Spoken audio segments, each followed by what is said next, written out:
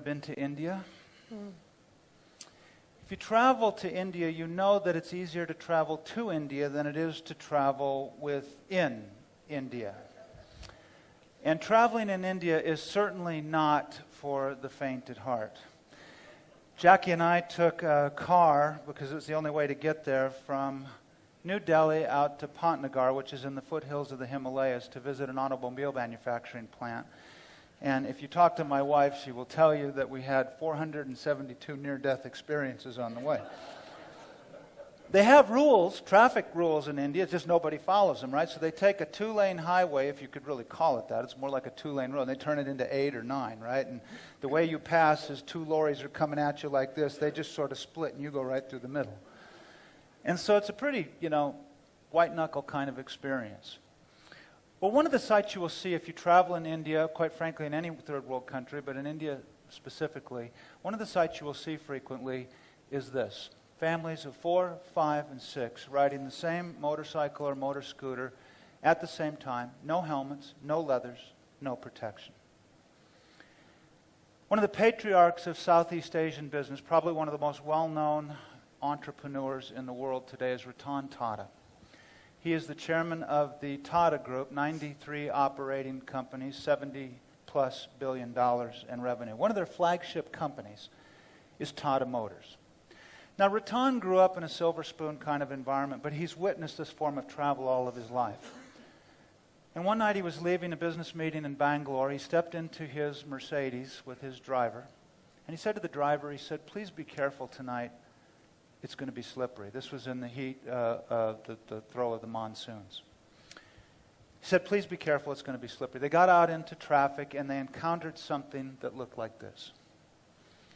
And again he said to the driver, he said, "Be careful of them," because they pulled out in front of them. They said, "Be careful of them, they could slip." Well, they went around 2 more corners, and wouldn't you know it, the bike went out from under the dad. The mom went one way, the dad went another, the kids were all over the road, and it was everything they could do to just stop and not run over this family.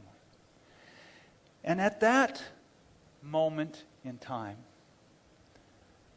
the straw broke, because he realized this was an Indian problem that Indians should be able to solve. And so he went to the automobile manufacturers, he went to the scooter and the motorcycle manufacturers, and he said, "Let's build a safe, affordable form of transportation. Let's get that family off the motorcycle, out of the monsoons, out of the blistering heat, and get them into a safe form of transportation." Well, you know what the response was. Everybody said, "We're not interested, because we don't think you can do it." He said, "Well, we're going to do it anyway." Because he felt called. This wasn't just a business proposition. This wasn't just an entrepreneurial idea. This was about making a profit while making a difference. He felt called.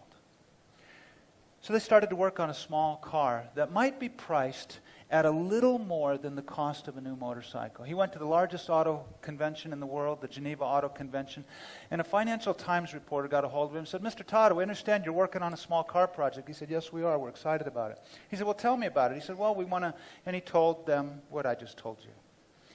And the reporter pressed, he says, "Well, what's it going to cost?"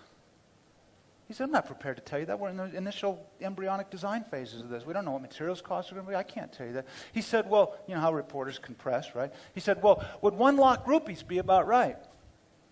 At the time, 1 lakh rupees was the equivalent of $2,100 US. He said, "Yeah, that's in the zone. I'm not prepared to tell you, but that's in the zone." Next day, headline in the Financial Times read, "Tata's to produce 1 lakh car." And Mr. Tata said, "At that point, I had a choice. I could go back and refute the headline, or we could take that as our charge." He said, "The hardest time I had was going back to our senior engineers and convincing them that we could build a 1 lakh car."